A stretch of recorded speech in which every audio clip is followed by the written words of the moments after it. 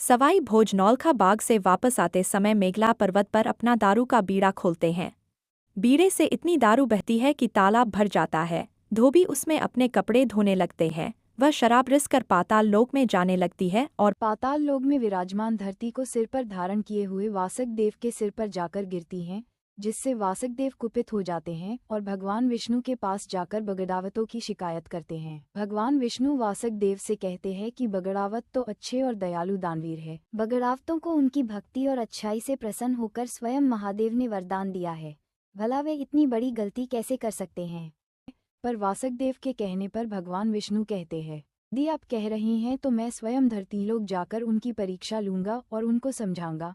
यदि उन्होंने गलती की है तो सजा भी दिलाऊंगा। भगवान विष्णु धरती पर जाते हैं और रोगी व्यक्ति का वेश बनाकर बगड़ावतों के रास्ते में बैठ जाते हैं, जहां से बगड़ावत गुजरते हैं। पहुंच उसे रास्ते से गुजरते तो उसे निर्धन रोगी व्यक्ति की मदद करने उसके पास जाते हैं और सवाई भोज भगवान विष्णु को पहचान लेते और उनके पैरों में गिर जाते हैं। विष्णु सवाई भोज को सारी बात बताते हैं और कहते हैं कि इसकी सजा तो तुम्हें मिलेगी, लेकिन तुम्हारी दयालुता और भक्ति से प्रसन्न होकर मैं तुम्हें यह वरदान देता हूँ कि मैं तुम्हारे घर में अवतार लूंगा, तुम्हारे ऊपर लगने वाले कलंक को मिटाऊंगा।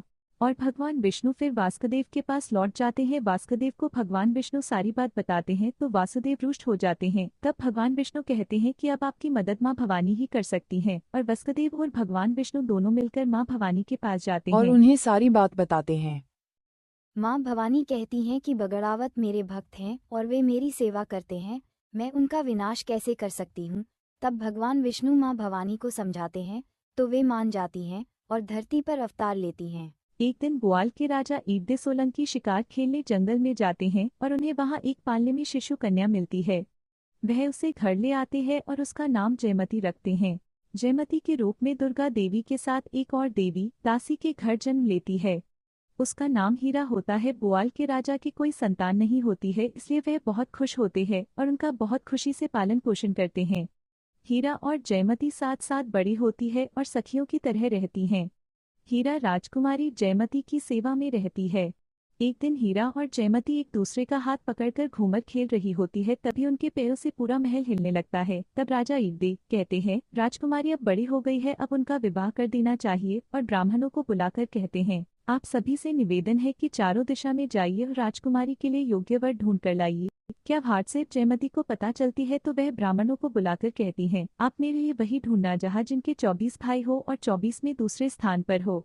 यदि मेरी बात मानी तो बहुत सारा धन दूंगी, अन्यथा दंत सभी ब्राह्मण चले जाते हैं। बहुत भटकने के बाद उन्हें गोटा गांव में सवाई भोज का पता चलता है।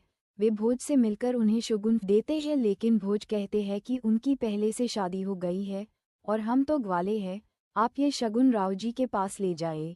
तब ब्राह्मण शगुन लेकर राव जी के पास जाते हैं। राव जी शगुन स्वीकार कर लेते हैं और फिर बारात ले जाने की तैयारी करते हैं। बगड़ावत भी उनके साथ बारात में जाते हैं क्योंकि वे उनके दोस्त थे।